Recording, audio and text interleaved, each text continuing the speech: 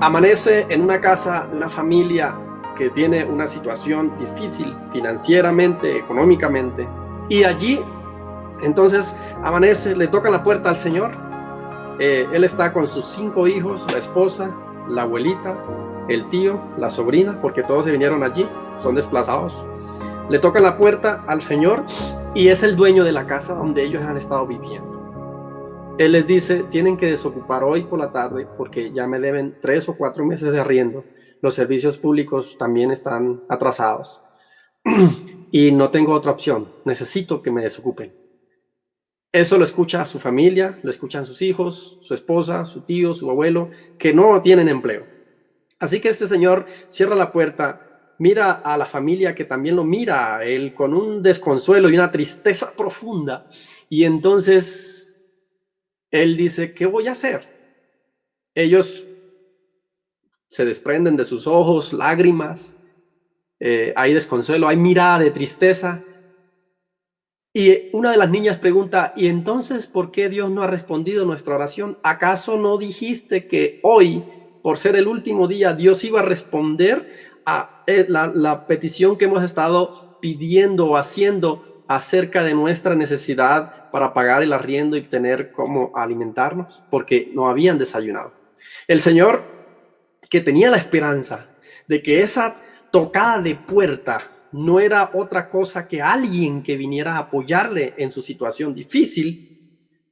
Él no esperaba que era el dueño que venía a cobrarle lo que él sabía que debía y que tenía que pagar ese día. Así que este señor, cuando abre la puerta, tiene la esperanza de que es alguien que Dios manda para hacer el milagro. Venía el milagro ya. Entonces lo que encuentra es que es el cobrador, el dueño de la casa. Él, en medio de su desesperación, sale, camina, sale de su casa con un corazón triste y empieza en medio de su camino hacia un lugar indefinido a reclamarle al Señor y hablar con el Señor, diciendo, ¿por qué? Hoy ya es el último día y no he visto el milagro, no he visto lo que tú dijiste no he visto las promesas cumplidas en mi vida. Mis hijos no han desayunado, mi esposa está enferma, tengo la familia allí sin desayunar y ahora se suma el tema de pagar el arriendo, que tengo que pagar el arriendo no solamente de este mes, sino de los 4 meses que debo. Además debo desocupar la casa y para desocupar la casa yo necesito estar al día con los servicios públicos que también debo varios meses. Y este señor empieza a reclamarle a Dios y empieza a tener un sinnúmero de incertidumbre. En medio de esa conversación, alguien se le acerca y le dice, ¿por qué? ¿Qué estás comentando? ¿Qué estás diciendo? Y él empieza a decirle, ¿no ves? ¿No ves que tú que la situación? Y empieza a comentarle que él está sufriendo, que hoy tenía que pagar los servicios y que tenía la esperanza de que algún milagro iba a suceder, pero ya es el último día y no hay nada que hacer. Así que este señor viaja con él y llegando a un pueblo, le dice, ¿para dónde vas? El que viaja con él es el dueño de la casa por donde están pasando, así por el pueblito donde pasan. Y él le dice, quédate esta noche, porque no hay forma ya es muy tarde para que sigas caminando. Entonces ese señor se queda allí y cuando está allí sentado, sin saber inclusive de la familia, él está desprendido del todo. Este señor que le acompaña a la casa o que le acompaña en el viaje, le dice, espérate un momento. Él sale para su habitación y le entrega una cajita a este señor, que estaba triste y acongojado. Él le dice, ¿qué es eso? Y le dice, abre la caja. Y entonces cuando este señor abre la caja, se encuentra suficiente dinero para pagar los 4 meses de arriendo, para pagar los servicios públicos, para comprar un buen mercado y para vivir mucho tiempo sin necesidad de más sufrimiento. Ese señor no puede creer lo que está viendo, no puede creer lo que acaba de ver, lo que acaba de suceder. Él arranca con ese paquete de regreso a la casa, cantando, alabando al Señor, bendiciendo su poder y su soberanía. De una manera impresionante arranca y llega a la casa, abre la puerta y encuentra a su familia que está llorando y les dice, el Señor es y será, y el Señor es el que nos provee. he aquí el dinero, van del Señor, paga el arriendo, luego paga los servicios públicos, van y compran en el mercado y son felices. Pero lo que quiero hacer énfasis es en los dos trayectos que él hace, en los dos momentos, el trayecto de la casa a la casa donde se encuentra con el Señor y recibe la bendición, y el regreso a la casa de nuevo. Es decir, cómo es el camino, cómo es la actitud y el dolor que este señor siente que va cuando va sin esperanza, ¿cierto? Va con un dolor, va con una tristeza, pero cuando viene de regreso a la casa, su actitud es diferente. Su actitud es diferente porque allá en la casa vio la grandeza y la fidelidad de Dios. Allá en esa casa conoció a Dios, no tanto por el dinero que recibió, sino porque conoció a Dios en cuanto a la fidelidad y al Dios provisionador de todas sus necesidades. Eso hizo que su regreso fuera totalmente diferente a la ida allá. Fuera diferente porque ya no venía triste como cuando iba, sino que ella venía con un cántico de gozo, con un cántico de alegría y sabía quién era. Por eso cuando él abre la puerta, lo primero que le dice a la familia es: Dios es verdaderamente Dios, Dios es verdaderamente nuestro provisionador. Esta historia es muy parecida a alguna historia o a una historia que la encontramos en la Biblia, y ya se podrán imaginar algunos. Esa historia la encontramos en Lucas capítulo 24, versículo 13 en adelante. Así que lo que acabo de decirle no es una historia imposible que sucediera porque en la Biblia sucedió. Porque eso sucedió y porque eso ocurre a menudo en el mundo entero. Ahora, la historia que encontramos en Lucas 24, 13 en adelante es la historia que conocemos como en el camino de Emaús. Y la enseñanza la he titulado De vuelta a Jerusalén. De vuelta a Jerusalén. Ahora, la situación aquí, y no quiero que le leamos la historia para que podamos tener más tiempo, porque son 23 versículos, se la voy contando en la medida en que voy desarrollando los puntos. ¿Qué es lo que sucede? El contexto es que Jesús murió, el tercer día no ha resucitado, los discípulos empiezan a dispersarse, vuelven algunos a hacer lo que hacían antes del llamado, hacía 3 años. Algunos están muy tristes, otros están en una situación complicada y difícil, algunos están sin esperanza, otros están reunidos, otros no saben qué hacer. Y ese día, que era el domingo, tercer día ya, estos dos hombres regresan otra vez al pueblo y van en una situación difícil y complicada, ¿cierto? La historia, en resumen, es que ellos caminan hacia Emaús, que es el pueblo donde van, que es un pueblito que queda más o menos a 11 kilómetros de Jerusalén. Y en medio de ese recorrido, estos hombres van con una tristeza, con un dolor, con una desesperanza, con una situación complicada. Se le acerca a alguien y le dice: ¿qué es lo que ustedes están hablando? Y él les dice: ¿cómo así? ¿No sabes que tú eres el único que no sabe aquí que Jesús ha muerto, el gran profeta? Y bueno, y les comenta la historia. Este se enoja un poco y les dice que insensato, él les empieza a explicar el asunto del cumplimiento, por qué pasó lo que pasó. Y cuando llegan a Emaús, que ya era tardecita, los hombres le dicen: quédate.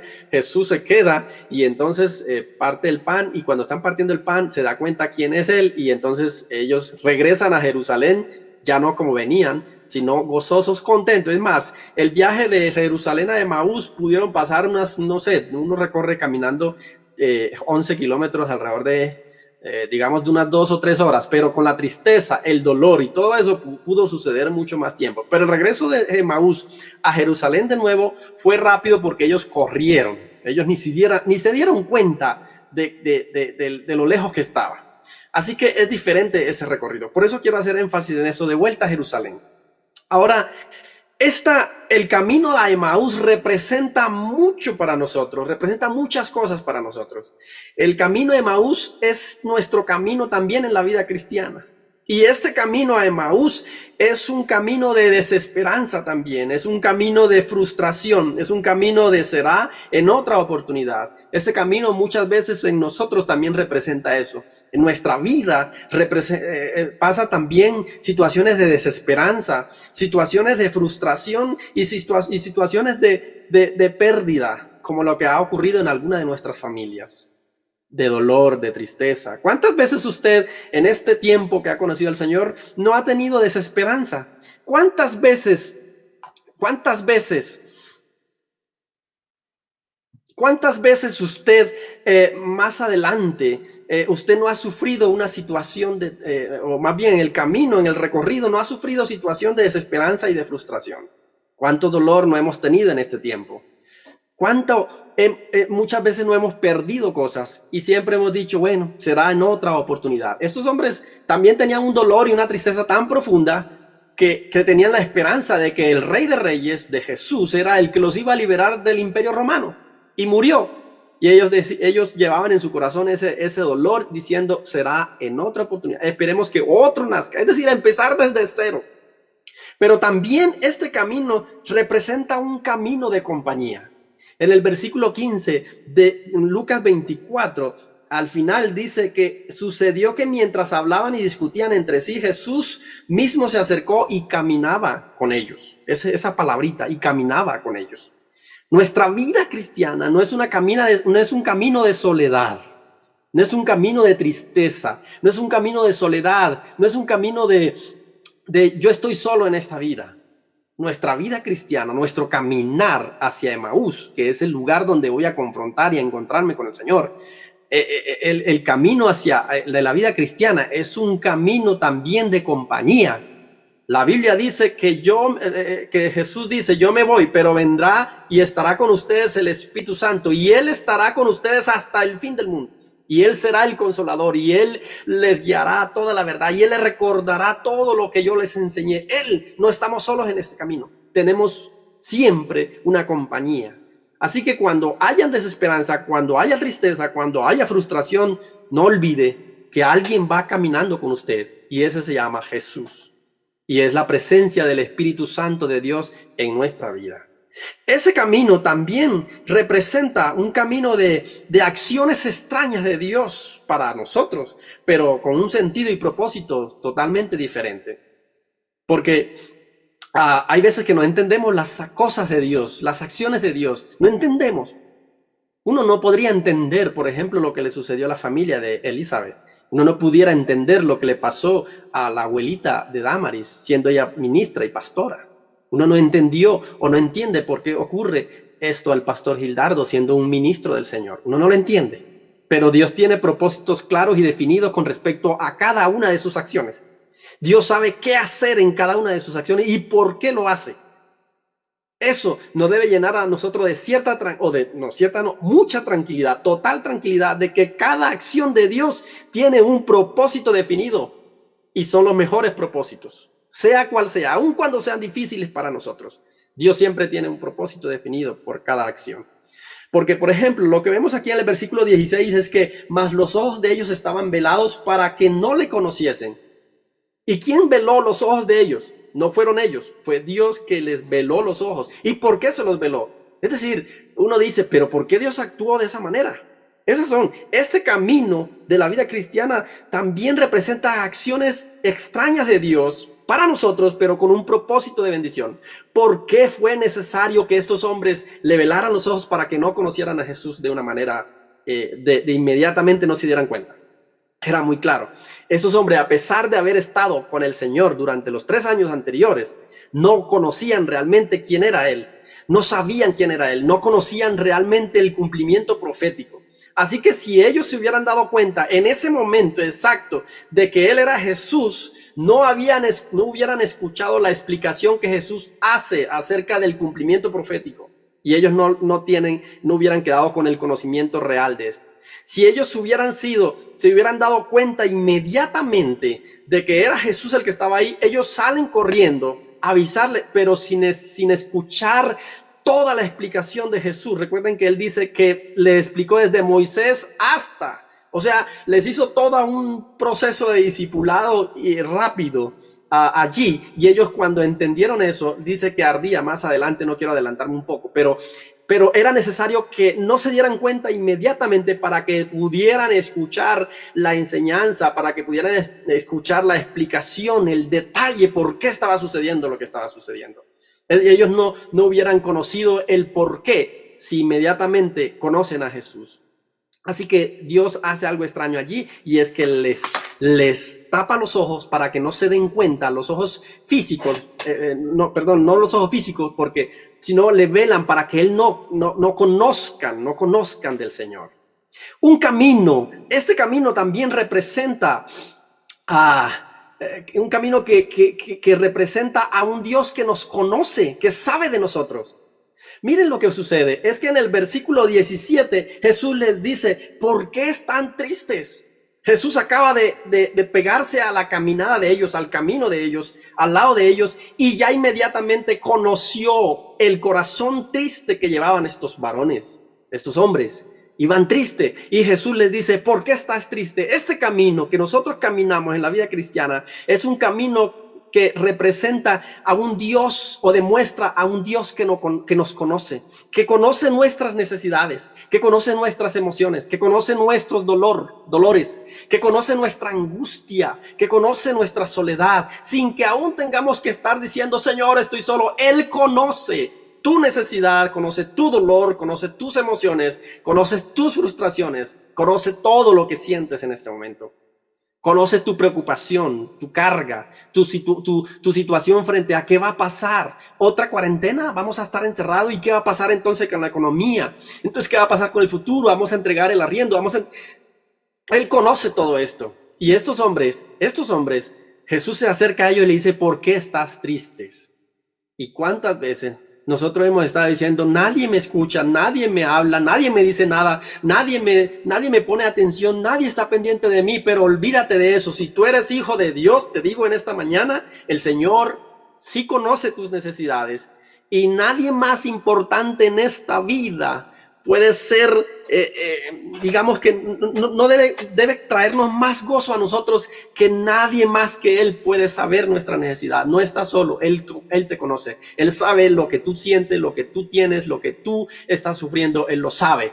Él conoce tus emociones, conoce tus tristezas, tus rabias, tus enojos, lo conoce todo. Así que no te sientas que nadie te está poniendo atención, porque hay alguien superior a todo mundo y mucho mejor que cualquier persona y cualquier situación y cualquier cosa.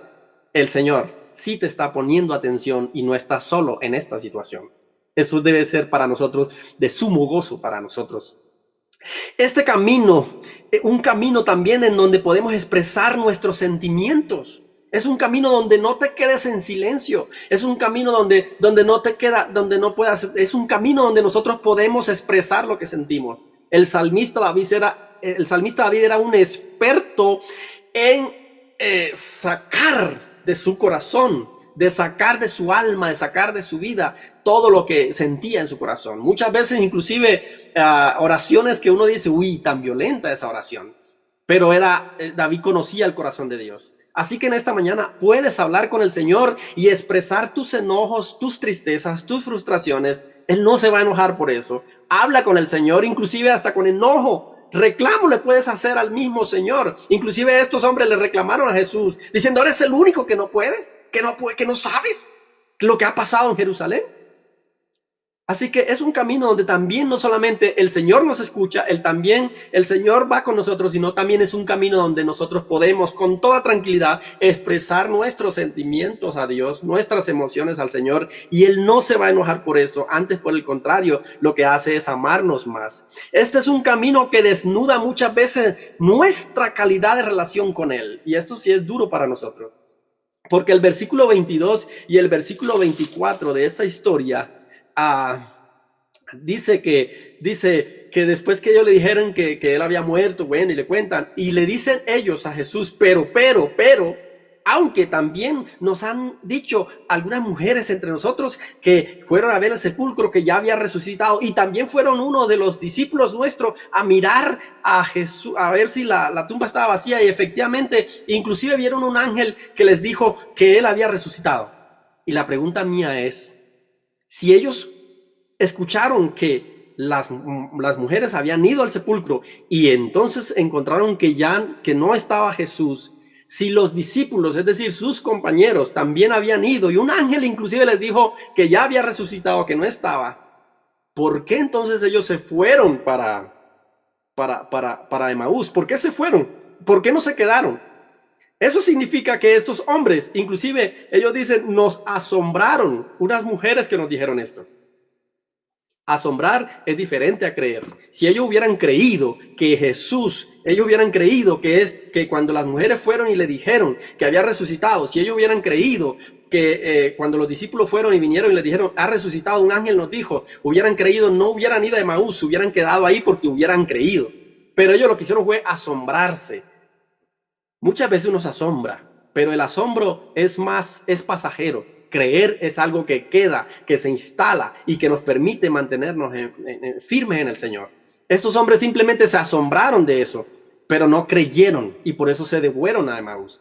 Así que en este camino muchas veces también nos desnuda muchas veces nuestra relación con Él, nuestra calidad. Esos hombres, aunque eran discípulos de Jesús, cuando supieron que Jesús había resucitado, por voz de las mismas, testigo propio, no creyeron, sino que simplemente se asombraron. Es decir, no tenían una relación, no tenían una fe, una seguridad de que Él era el Hijo de Dios, de que esto se iba a cumplir. No tenían un conocimiento bíblico del cumplimiento profético. Por eso Jesús les explica, por eso les vendan los ojos para que ellos puedan entender esto. Así que esto representa también, muchas veces, este camino desnuda nuestra calidad. ¿Cuántas veces también te has echado para atrás? ¿Cuántas veces has dudado? ¿Cuántas veces has renunciado de Dios? ¿Cuántas veces has pecado delante de Dios? ¿Cuántas veces simplemente te has asombrado por las acciones de Dios, pero no has creído y no has tenido fe? ¿Cuántas veces tu relación con Dios es vaga, es superficial, que cualquier cosa te mueve? ¿Cuántas veces? Este camino nos representa también esa calidad de mi relación con Dios. Si yo creo en Dios, yo me mantengo firme, no me voy para Emaús, me quedo en Jerusalén para esperar la aparición física del Señor. Yo no me voy para Emaús, sino que me quedo porque creo que ha resucitado. Pero ¿cuántas veces tú has buscado la ayuda y porque no ha aparecido y porque no ha visto el milagro y porque no ha respondido a tus oraciones y porque no has hecho esto y porque Dios no ha hecho esto, entonces yo me aparto de Él, yo me voy entonces? ¿Qué tan calidosa o de qué calidad es tu relación con el Señor? Esta mañana es bueno que entendamos esto. Este camino también es un camino que merece muchas veces la confrontación. Es un camino también donde Dios también nos confronta a nosotros. Y no tengamos miedo a la confrontación de Dios. El versículo 25 dice, oh insensatos y tardos de corazón para ver todo, para creer, no dice para asombrarse, sino para creer todo lo que los profetas han dicho acerca de esto que ocurrió. Oh insensatos, duros de corazón. En este camino también Dios nos confronta y no tengamos miedo a la confrontación de Dios, porque a veces ese sacudido de Dios hacia nosotros nos hace despertar, nos hace mover, nos hace entender el principio real y verdadero de creer en el Señor de verdad. Este camino representa la cercanía de Dios. El versículo 29 dice que más ellos le obligaron a quedarse diciendo, quédate con nosotros. En este camino, así como en la parte primera que dije, la compañía, también es importante entender que representa la cercanía de Dios. Dios está cerca, Dios quiere estar cerca. Él cuando le dijeron, quédate con nosotros, no dijo, no se opuso, no hizo resistencia, sino que por el contrario, Él dijo, me quedaré con ustedes, quiero estar cerca a ustedes. Dios quiere estar cerca a nosotros. Él está cerca a nosotros y tiene toda la intención de estar cerca a nosotros.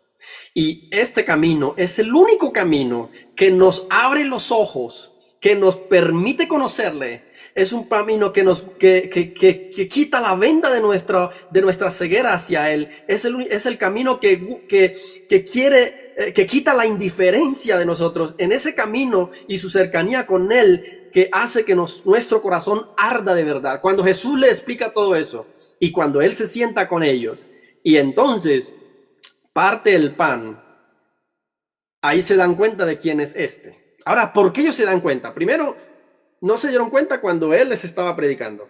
No se dieron cuenta cuando Él les estaba explicando, porque si se hubieran dado cuenta, obviamente se abren los ojos allá.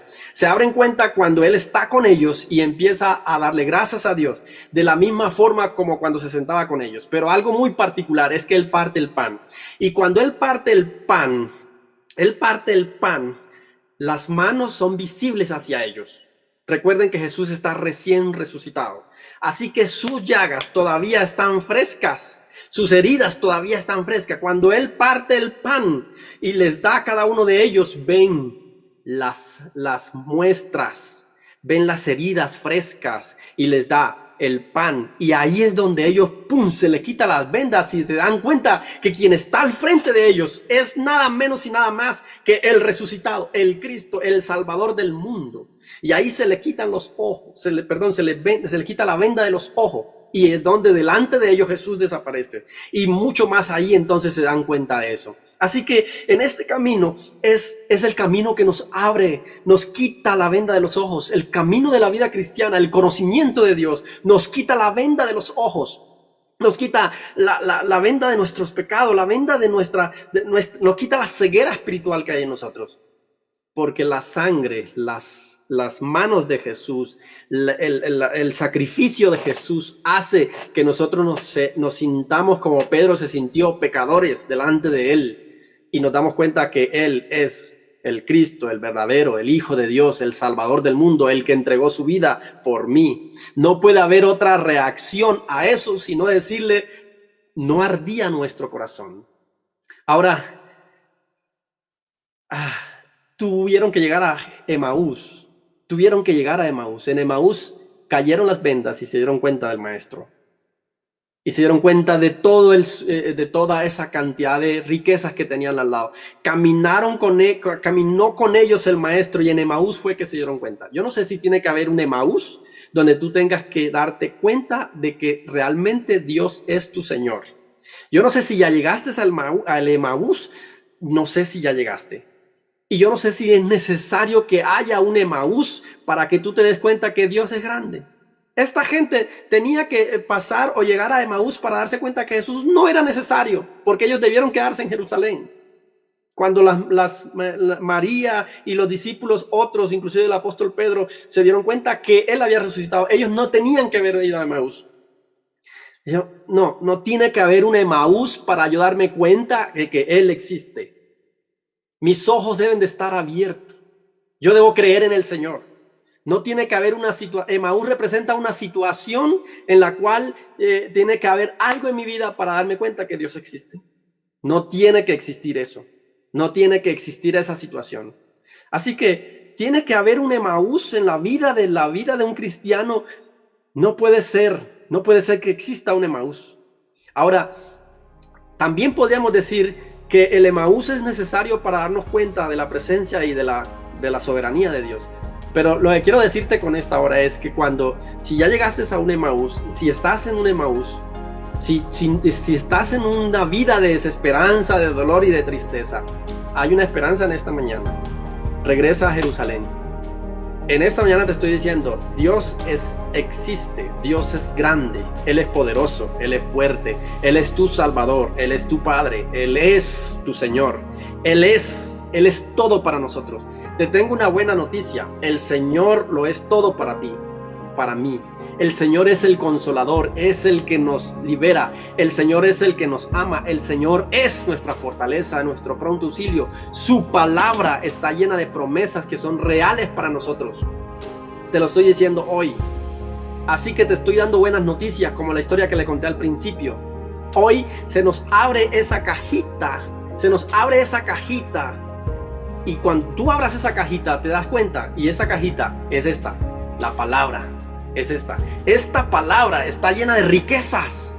Así que devuélvete, no sigas en Emaús, no sigas con un camino de tristeza y de dolor y de frustración. Que tu regreso al Señor, que tu regreso a la vida cristiana, que tu regreso a vivir una vida real y verdadera con Dios sea de gozo. Así como estos hombres volvieron a Jerusalén, de regreso a Jerusalén, este camino a Jerusalén de nuevo fue de gozo y de alegría. Y cuando llegaron donde los discípulos dijeron, verdaderamente Él resucitó.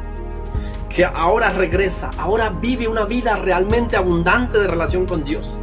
Ahora la caja que hay aquí de riqueza y de dolor, de mucha vida, es para ti, es para nosotros, es para cada uno de nosotros. Regresa lleno de gozo. Yo sé que hay mucha tristeza, hay mucha situación difícil, hay mucho dolor alrededor. En estos días hay mucha preocupación, hay mucha carga, hay mucha desesperanza.